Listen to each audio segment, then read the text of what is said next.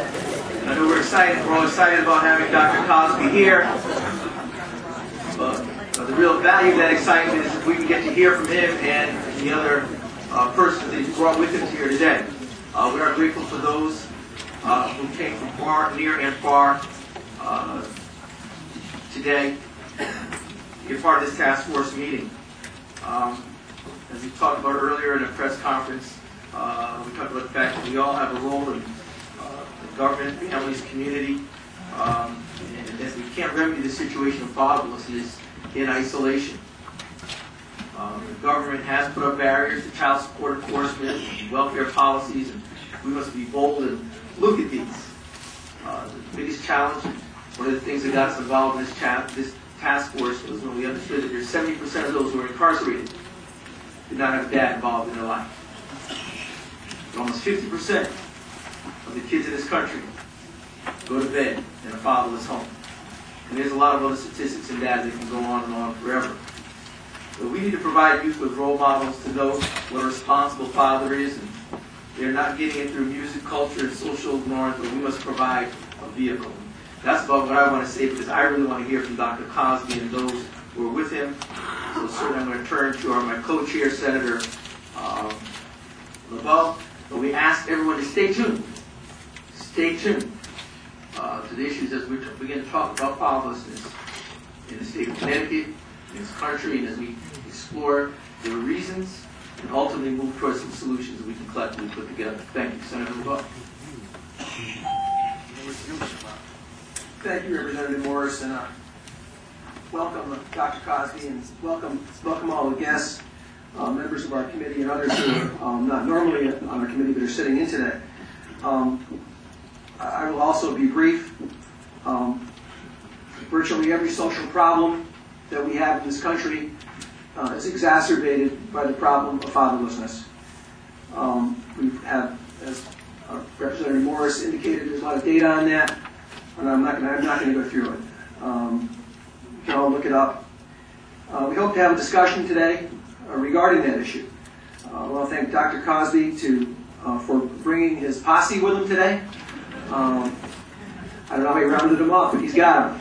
And a distinguished panel. We look forward to hearing from them and Dr. Cosby.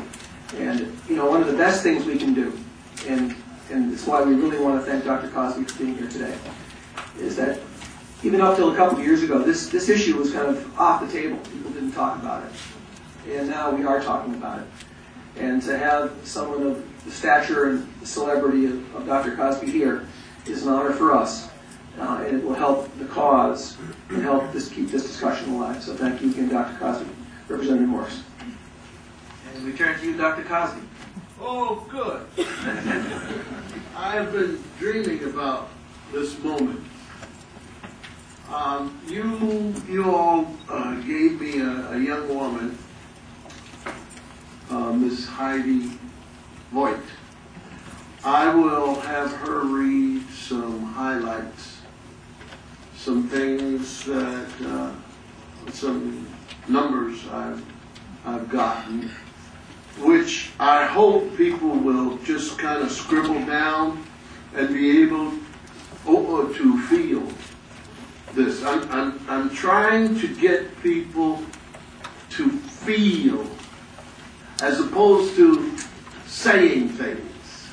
We say a lot of things, and when we first hear them, they may be clever, such as babies having babies, but then they don't mean anything.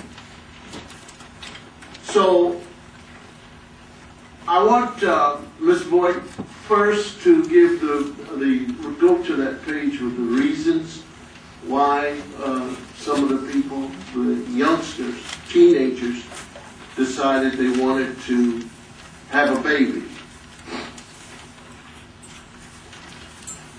Of those who had wanted to become pregnant, more than half gave reasons that reflected their desire for a baby. For example, I like children a lot, at least with that I will entertain myself.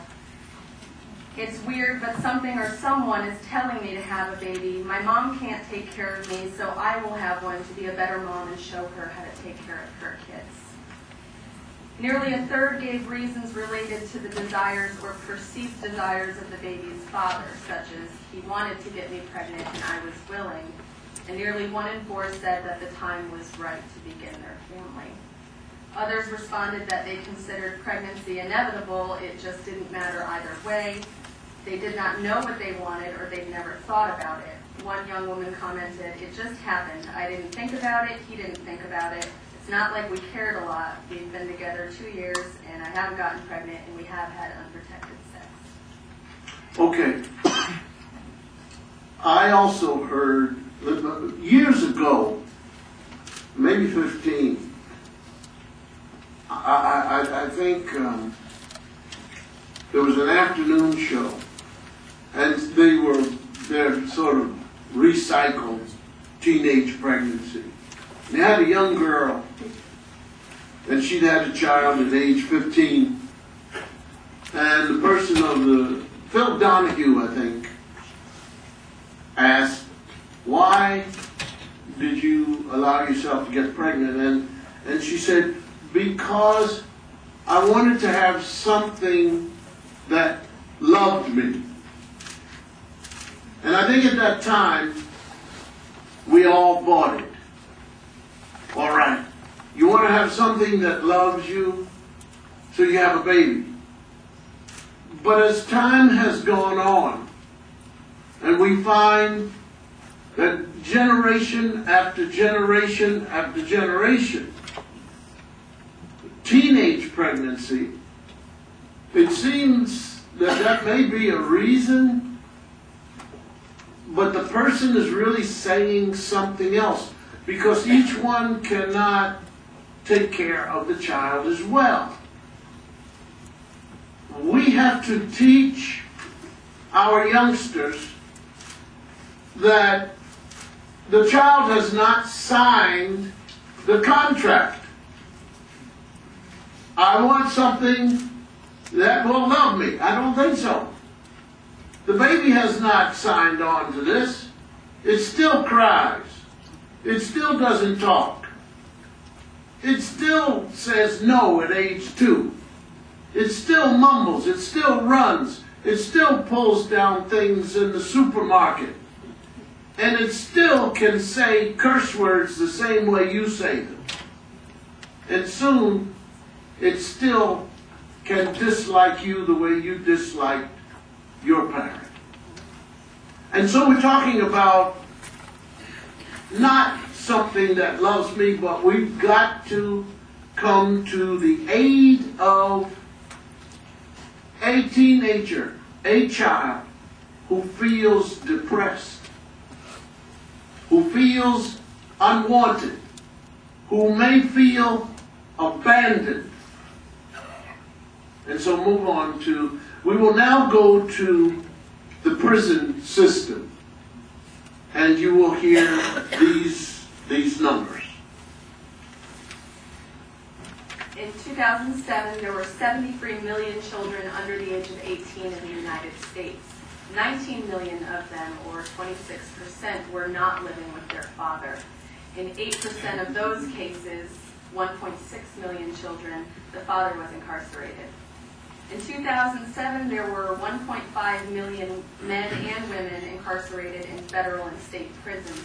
Nearly half of them, about 740,000, were fathers, and about 70,000 were mothers.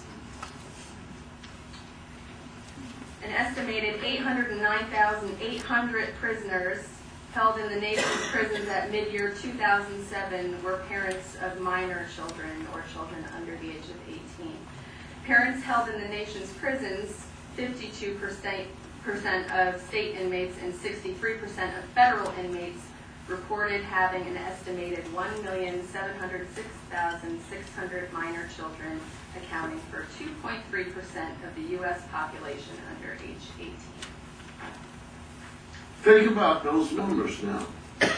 We're talking about the parent, the biological parent, that is the parent who ought to be there, yet is incarcerated for whatever reason. Therefore, for the child, and we must bring up not only the grandmother, the aunt, the big stepbrother. We're talking about foster care also. I want to stop and give you all a picture, because this one I feel has a feeling to it. And why am I giving you these things? So that we can begin to stop these things from happening.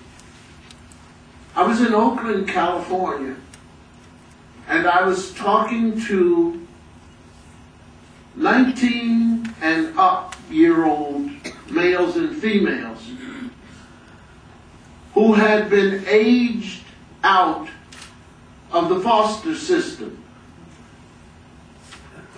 I don't know the number, I'm sorry, but I'm going to throw out 70% of them are without jobs and will go into the prison system due to a lack of love. I met a young lady who had a mother who was on crack cocaine and had never seen her father. She had been in 23 foster houses and not one home.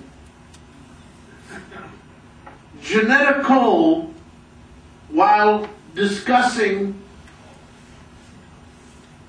a home without the biological father, a child without knowing or having ever met the biological father, just for the reason, not because death took him away, not because illness took him away, but because the word is he just never showed up. She said, our girls arrive at Bennett College with their luggage and baggage. It's very important for us to look at this. 23 houses and not a home. You put these children in a position to be looked after by people who had not planned for their arrival on this earth. The amount of sexual molestation is very, very high. Young girls at age 10 moving from house to house, but not a home. I met a white girl, 23 years old, sexually molested at age 10. Mother on crack cocaine, father just gone, period. By the time she was 12, she was working in an auto theft shop. She was having sex on her own and turning tricks. At age 23, she stopped. She got married. She has a child, but she said to me, I know this man loves me, but I can't trust life to allow me to fall in love with him. I've been punched, beaten, raped too many times. And then she started to tremble. She never really came out of that until she talked to our class at Westchester University. I just want you to feel pain of these human beings, because we say fatherlessness, we say without a mother, children born into this and that, but these people have feelings. Read on, please.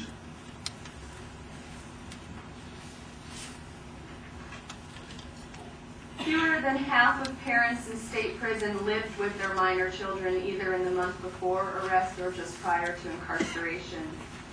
More than 4 in 10 mothers in state prison who had minor children were living in single-parent households in the month before arrest. Parents held in state prison were equally likely to report living with their children in a single-parent household as they were to report living with their children in a 2-parent household in the month before arrest. We're talking about somebody's missing, and it's the male. Incarcerated fathers most commonly reported the child's mother as the current caregiver of their children, while incarcerated mothers most commonly reported the child's grandparents. Here with the incarcerated male, he names the mother as the person with the child. I think you can all understand that system, that part of the system, that he's probably not a part of it. He may be talking, but the child's not living with him, and he certainly is not living with them. Fathers living with their minor child relied heavily on someone else to provide daily care. 70% of parents in state prison reported exchanging letters with their children. 53% had spoken with their children over the telephone, and 42% had a personal visit since admission. More than 3/4 of state prison inmates who were parents of minor children reported that they had had some contact with their child since admission. Psychologically, there's a young lady, freshman in Springfield High School. And I was talking about algebra to this incoming class. Lower economic neighborhood. One of the worst high schools in Springfield. And I started to talk about algebra, and a voice from the audience said, "It's boring." And having been a math teacher some 60 years ago, I was not shaken. And I said, "Come up here." And a young, about my complexion, very beautiful, nails, hair, and nice, not nice, but thin. And I said, "What do you mean, boring?" She said, "Well, this is all boring." So I said, "I'm trying to set up goals for you." And I thought I had her. I said, "Think of yourself on a basketball court. You're with friends and you have a ball. And you look up and there's no baskets. You can't play basketball. What are you going to do? There's no goals." She said, "Well, you could play where you throw the ball and hit each other." I said, "Okay. Makes sense." And she started to cry. So I got in touch with the counselor. The counselor said her father was in jail.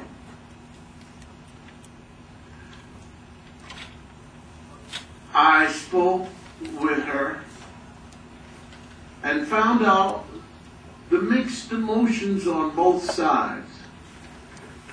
The father in prison obviously said that he felt embarrassed to talk to her. He did not want her to have a father who was incarcerated.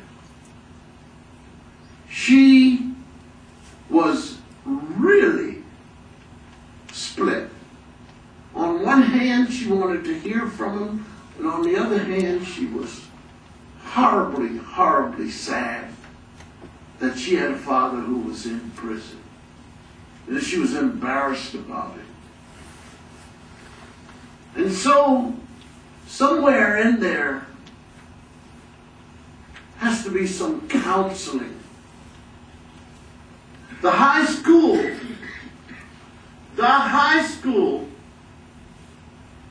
has one counselor for every 420 kids.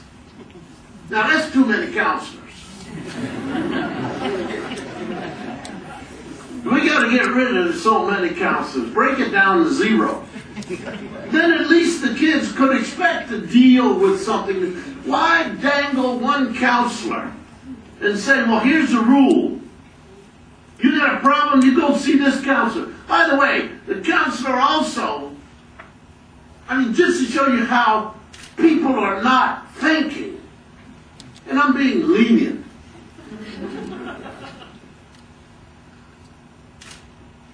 Aside from dealing with 420 kids in a lower economic neighborhood where 30 or more % of these kids are in trouble, in the house, need help, the counselor was also counting how many people were in the lunch line. The counselor was also in the hallway monitoring who should be out there to take a leak and not. How much money are we saving? Let me tell you how much you're saving. I'm sure people have gone over this. My understanding is, and we'll just do ballpark, it costs $8,000 a year to educate a child in the public school system.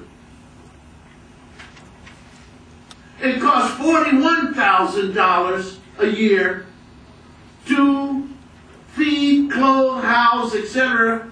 incarcerated person. 8 from 41 is 33. Do the math, people. Meantime, we're cutting.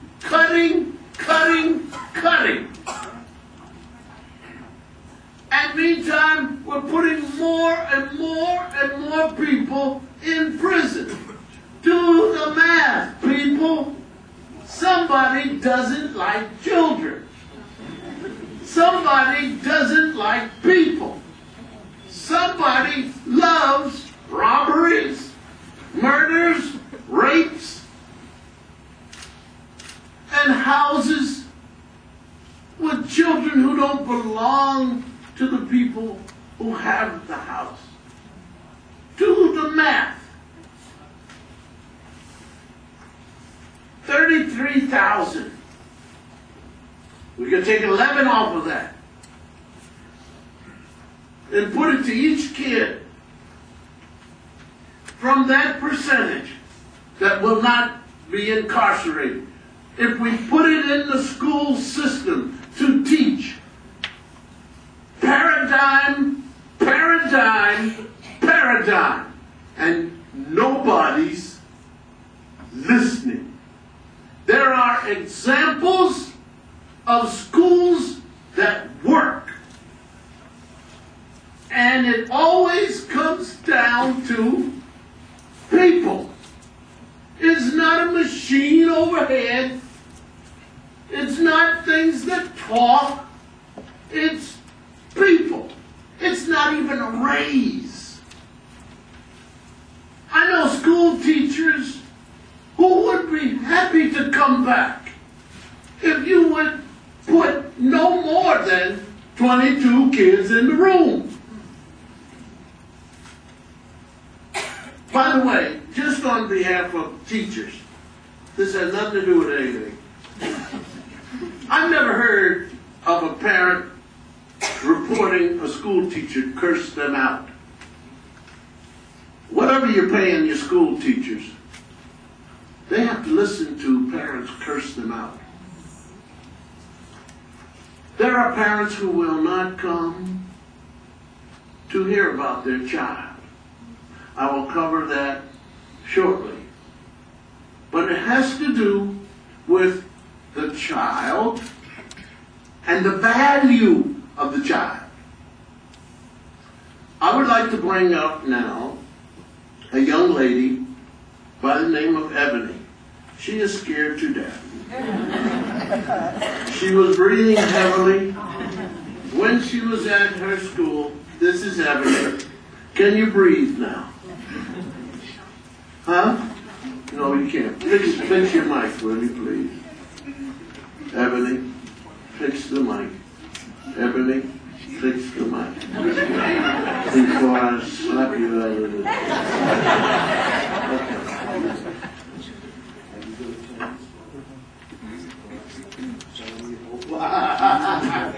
See, Ebony is very tricky, ladies and gentlemen. She did this to me the last time in Hartford. I said, Ebony, you're going to say what you have to say. She said, what do you want me to say? And then she went up and she said some very wonderful things. You want to talk to them about your father, when your father left, and then the wonderful man that your mother picked out, and you met him for a while, and then he left, and how you felt. Okay, now get up. I told you a story. No. My father. My name is Ebony House. I'm a junior at Berkeley. is. Can you all hear? No. Can the sound juicer up? You can use Evan if you like. You see the other microphone to your left? Yeah, you can take that. You can hold it in your hand. You can take it off and hold it in your hand. My name is Ebony House. I'm a junior at Berkeley High School.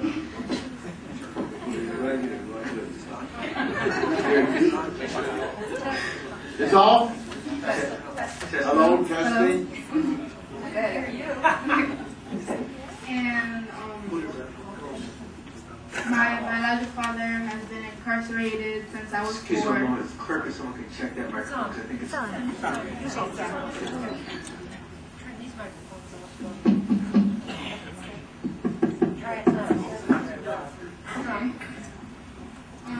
I don't really have a strong relationship with him. He's been basically in there since I was 4 years old. And whenever we go to see him, it's pretty awkward. I don't really know what to say to him. And even before he was in there, he just started to try to get to know me when I was at that age.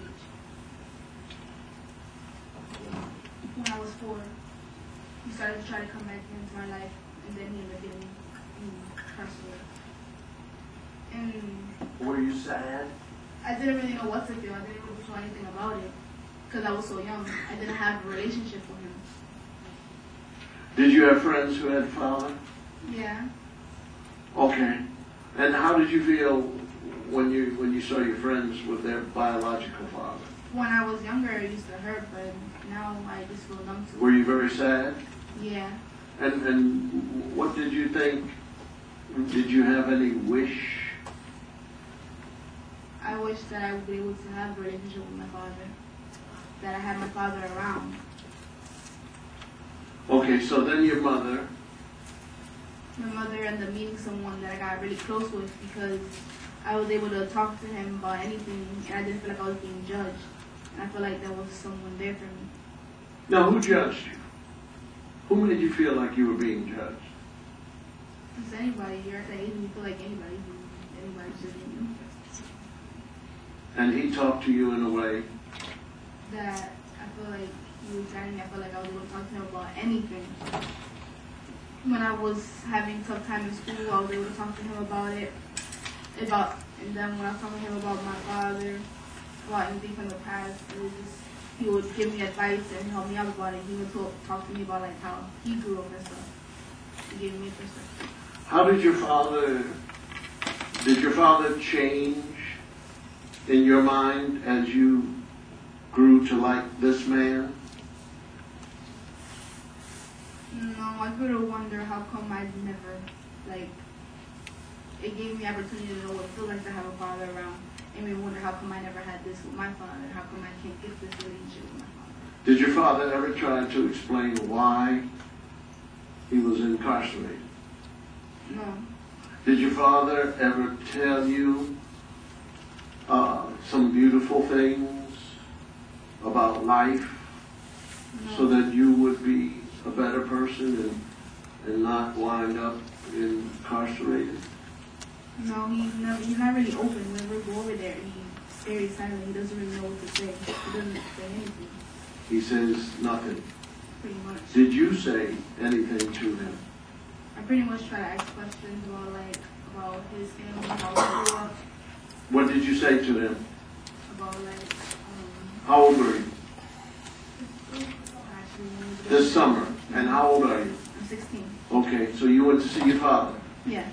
And he's here. Mm-hmm. What did you say? So I was asking him questions to get him to talk because usually he never talks. In other words, he's like this, Mhm. and you come and sit with him? Yeah. Can you touch him? Yeah. You Across can. the table, across the table. Across the table. Yeah. And so he said hello to you? Yeah. Did he look at you? Mm-mm. He never looked at you. Mm-mm. Tell me the truth. He can never really look us like he like stays around. He doesn't really know what to say. He doesn't know what to say. You said to him what? I just asked him questions about like his family, like where he grew up at, how many brothers and sisters he have. And what did he say? He would just answer them straightforward. That we grew up in peace in Jamaica. He has 19 brothers and sisters. 19 brothers and sisters. And what about his father? His father, he never really mentioned about his father. Did he mention his mother? No. So who brought them up? I did. You Nobody know, really brought him up. I just who raised them? his mom and his dad. His mom and dad. Yeah. So he did say that the father was present in the home. I'm not like I don't really know if his father was present. But you said the mother and the father. All I know is that he knew his father and he knew his mother, but I don't know if they were present in his life. Okay. Did he say to you he was sorry? No. Did you tell him how sad you feel? No. So the two of you just had sort of, well, how old are you, and where did you, and what did you, and did he ever ask you how you're doing in school? No. So when you said, okay, I'll see you, was it when the guard said, oh, that's enough, time is up? Yeah. So the two of you, was it awkward feeling? Yeah. It's always awkward when we go there. Honestly, that was mostly for talk. What did your mother say? What does your mother say on the way up there? What does she ask you to do? To try to open a conversation, try to talk to him, because he's very to himself. He doesn't really know what to say. And what does your mother say to them? Just talk to him about probably like his old friends or whatever. Is he better at talking with your mother? In a somewhat way, yeah. If your mother has a boyfriend, or had, Mm-hmm. why is she still coming out to the prison? Because I don't feel comfortable being there by myself. This is the only reason? But I don't know. Let me go over this. It's time to go visit your father. Is it because you said you want to visit him? No. No? Who said, let's go see your father? My mother. That was a loaded question. Sorry, I didn't mean to do that. But, okay, so your mother said, let's go. Yeah. Why did she say, let's go see your father? Because we haven't seen him in the longest. But why did she say that? I mean, why not be, because she had a boyfriend, why not just say, we don't have to go? They don't have to go. She doesn't get paid to go see him, does she? No. So why do you think your mother wants to go out there? I don't know, maybe because we put some sort of obligation to see him because he doesn't have anybody. So he is a friend to her. I guess in some degree. How about your sisters? I only have one sister. We have different fathers. Different fathers. How old, who's the oldest? My sister.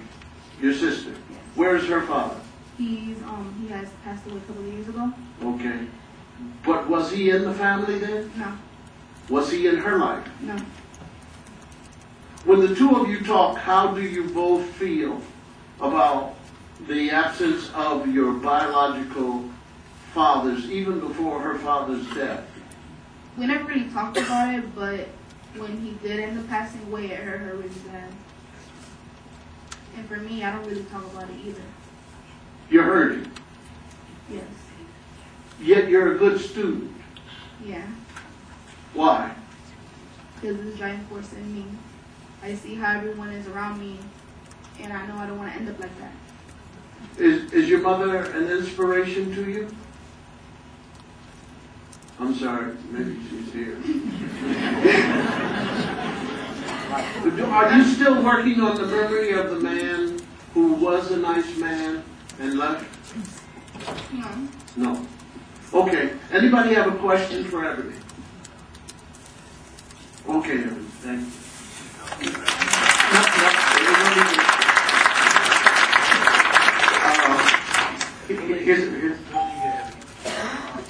Here's what we like to do among our task force members. We like to be no more than two of us that can ask a question of Ebony, because there's other presenters that Dr. Cosby has as well, so that we're not being redundant and asking the same questions again. So is there anyone who would like to ask a question of Ebony? All right, we'll start with our co-chair. Yeah, Ebony, thank you very much for coming today and sharing that with us. And, great dialogue. I'm sitting here and I'm listening about your mom. It seems to me that she's trying to say something about the importance of your father to you. Would you agree?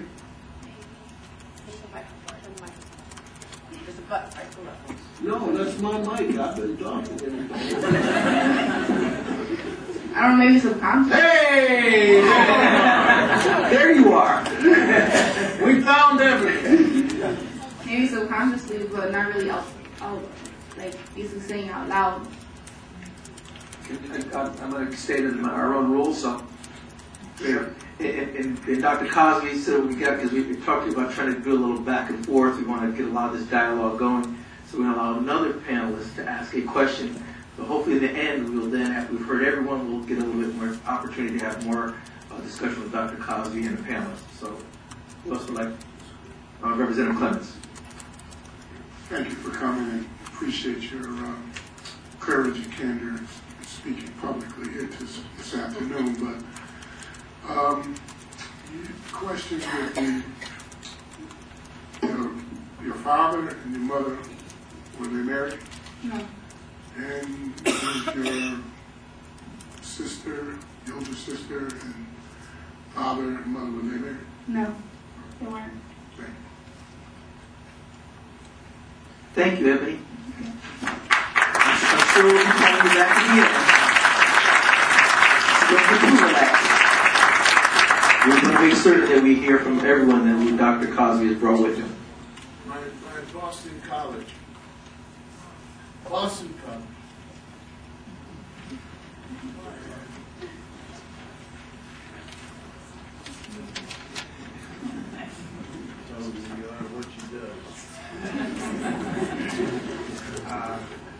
Good afternoon, distinguished senators and representatives. My name is Greg Barlow, distinguished guests. I'm a math teacher at Buckley High School.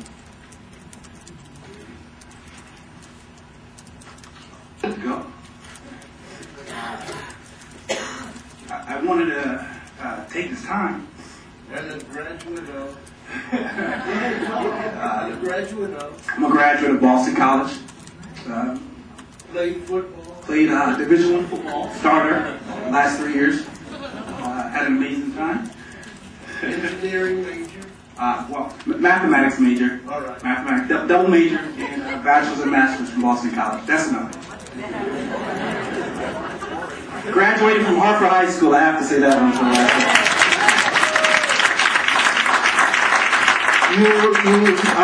You can be embarrassed if you like, but they have to know from whence you're coming, because you are an endangered species. It is very, very difficult time, sir. for us to, as we go around this United States, to find major males of all colors in the area of math. And so our children, it's important for them to see, because the neighborhoods, these lower economic neighborhoods, in the troubled areas, the male is the person who's dealing the drugs. The male who is looked up to is dealing the drugs. The male who is looked up to on the corner is the pimp. We have soft drinks named after them. And so for you to be not in a charter school, so to speak, because you're teaching at, please, Buckley High School. You are teaching with the people, have been, and it's very, very important for you to say that. Not that you're tooting anything except the truth. And we applaud you for this. I do, especially. That's why I asked you to come. It's better than giving you any of my money.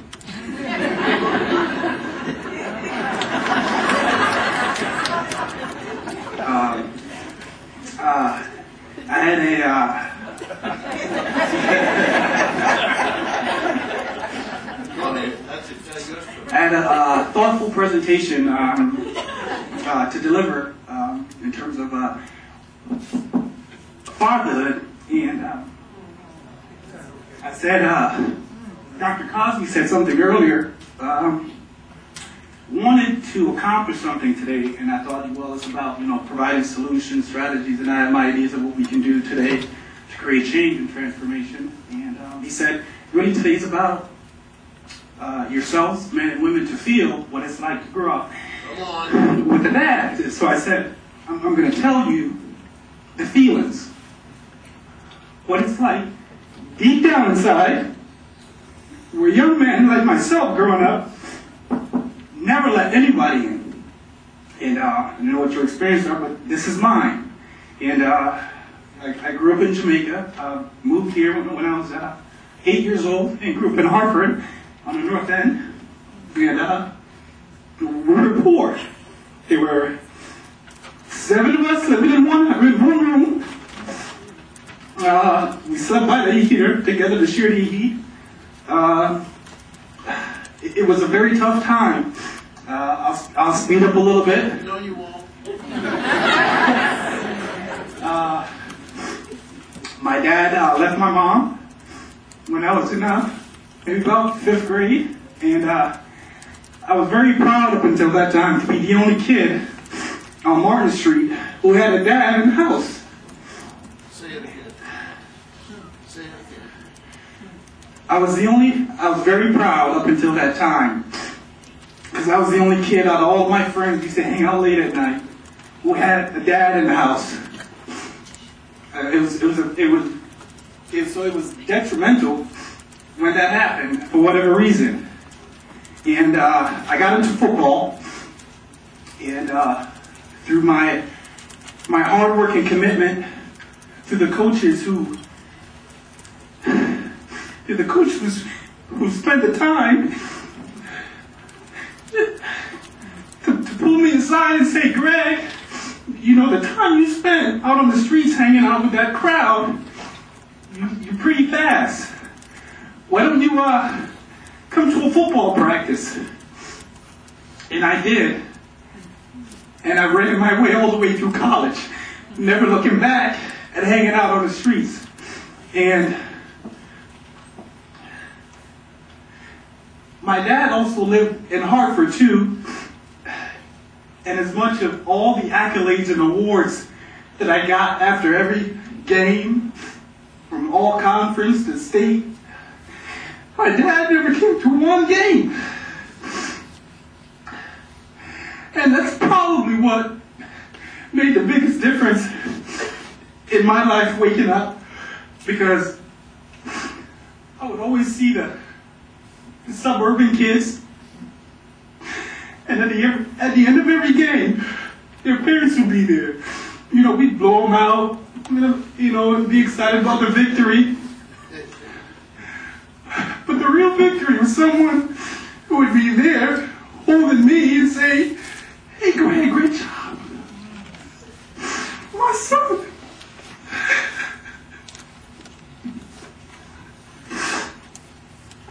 You made Daddy proud. I never once in my life experienced that. My dad and I would never talk. Most of my memories of it are of him beating me, taking out his pain and whatever he experienced. My mom worked 2 or 3 jobs. She was never able to come to any games, but we still lived together. I played at Boston College. My dad knew that and still never came to one game. And I'll tell you the pain that's in our hearts. When I experienced my dad not being a part of my life, I came back from college, began teaching, and my dad would come around, and this is him now wanting to come into my life. And let me tell you this part of the story. When the dad does try to come back, my dad became a drunk. I found out when I came back in college that he was on dialysis or something like that. Yes. So I remember looking at my dad, quite like Mr. McCory, strong, athletic, an image for a boy to look up to grow into. And seeing my dad in the state that he's in,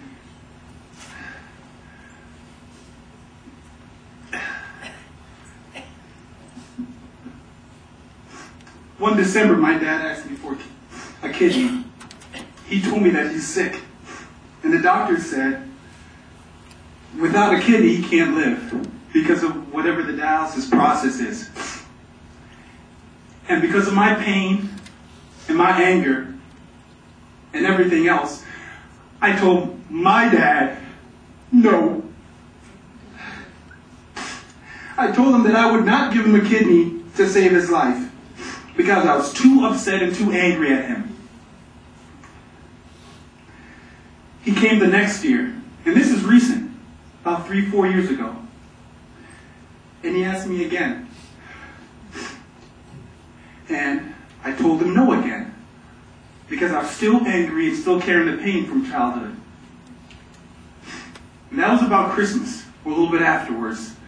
And about on January 5th,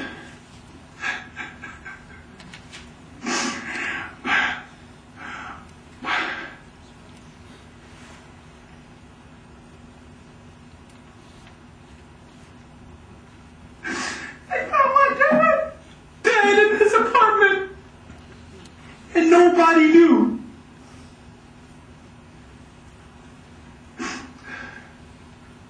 And now I'm living with turning my back on my dad because he turned his back on me and feeling that I killed him.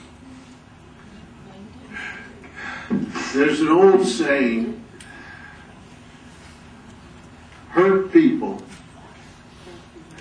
hurt people.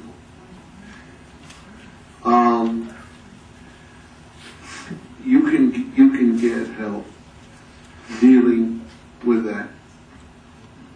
We're talking, ladies and gentlemen, you public servants,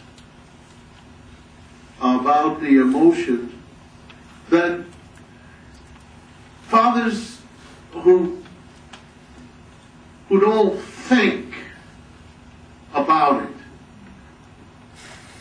can't realize the hurt.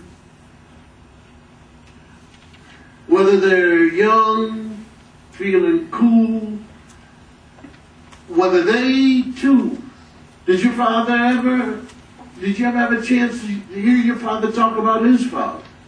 Never. Okay. So we don't know what, it might have been generational. But still is a young man.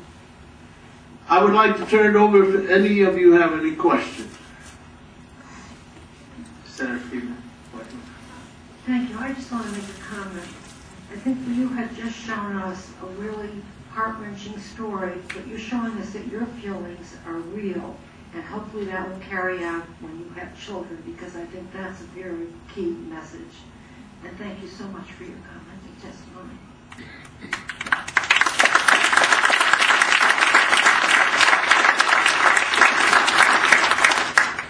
Representative Green. Mr. Bartlett, thank you for your testimony. And I think that, as Dr. Cosby said, talk about feelings.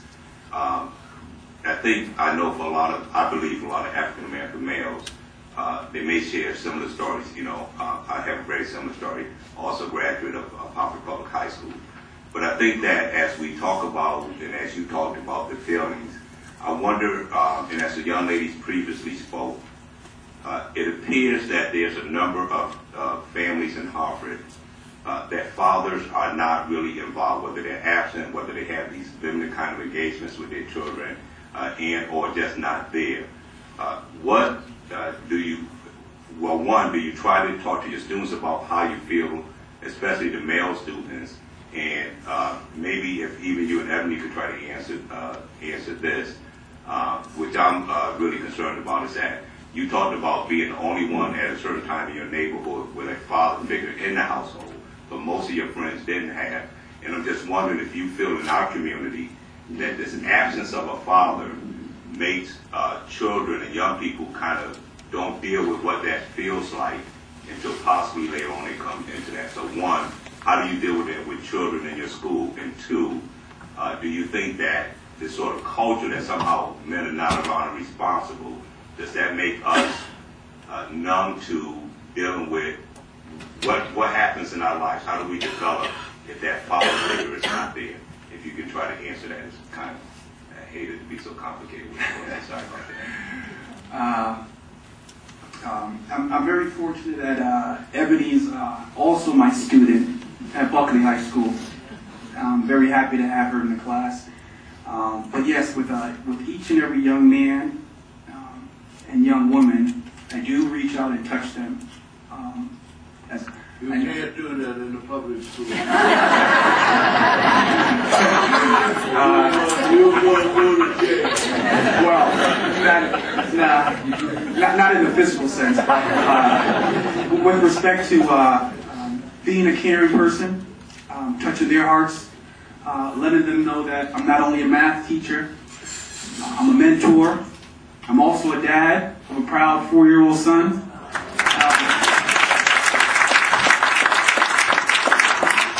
And with the students' or minds, in terms of an attendance list in my class or outside of my class, I do spend a moment to smile and share how their day is going, and that there's possibility, regardless of what may occur at home. That there's always someone there, and Buckley High and all high schools across Hartford, we have our loving principal here, Mrs. Green, that reach out and touch their hearts.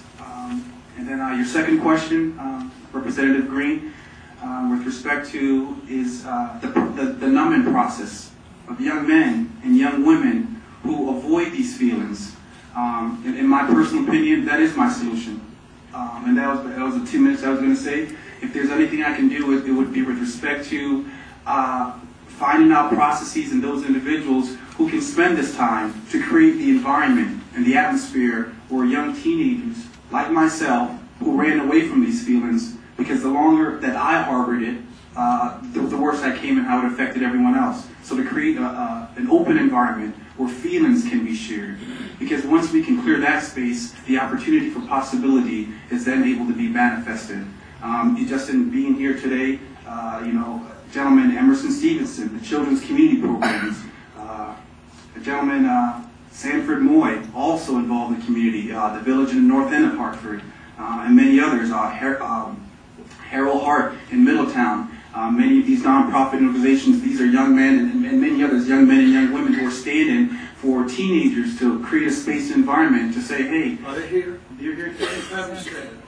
Harold Hart. Understand.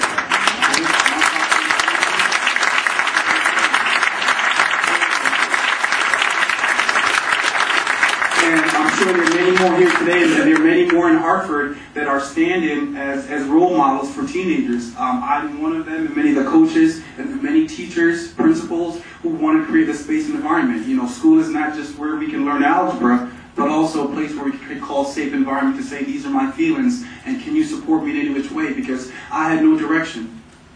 I had no direction in my feelings, and I can tell you that there are an abundance of men and women presently today, and many others who are in the situation they're in because of the choices they made, that if it was from a clear space that that choice was made, that they wouldn't be there now, and that's the way.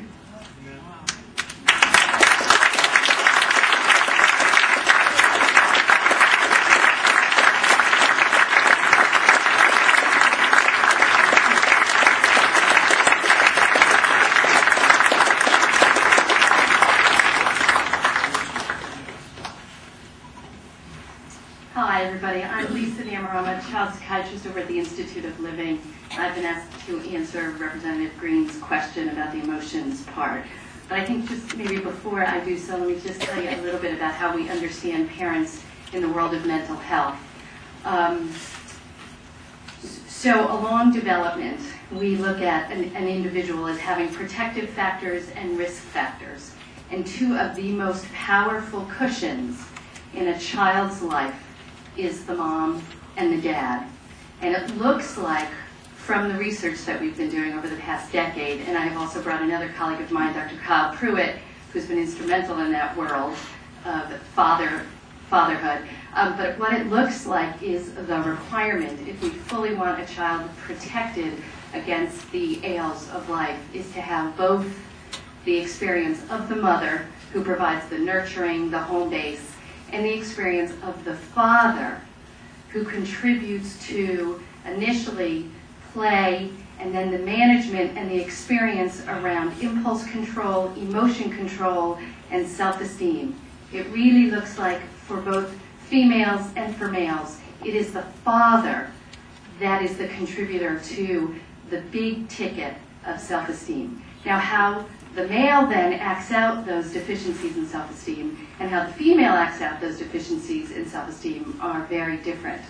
The way Greg did it, and Greg, your story is just remarkable, but the way he did it was through this wonderful avenue of his sports and through what we call the stand-ins, the people who can approximate the father figure. And it's a wonderful story for both that as well as for the pain, because he was able to manage the pain because of these stand-ins and because of the activities that he had. So although it is very important that there be these avenues for the expression of emotion, to hang out there with pain alone without the Band-Aids or the step-ins or the stand-ins doesn't promote what we ultimately want, which is success and productivity.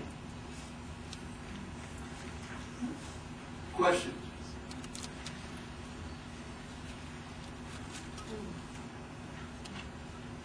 Dr. Pruitt? Not yet. Oh, okay. Dr. Pruitt.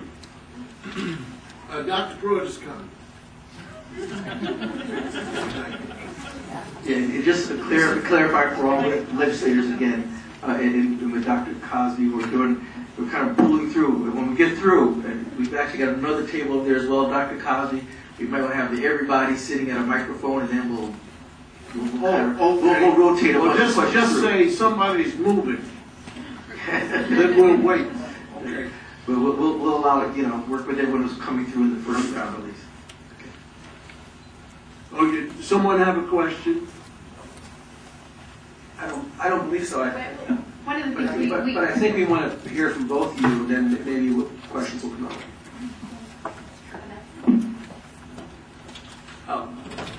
About? We had initially thought that I was going to talk about the pain, which we just sort of spoke of, and Dr. Pruitt would talk about the gain. First of all, to Dr. Cosby and to the Task Force for Fatherhood, these are seminal moments in a field that has taken a long time to get itself together. Bill Cosby knows that as well as anybody. And I think the witness that you have just partaken in is a statement as to how far this field has come and how it's ready now to do business. And I'm partly here because I'm ready to do business with you. I have been part of the sort of fatherhood work in the state of Connecticut for a number of years and have watched Connecticut get itself into the front of the curve. I'm very proud of it. There are states all over the country that have pinched these ideas and are happy to call them their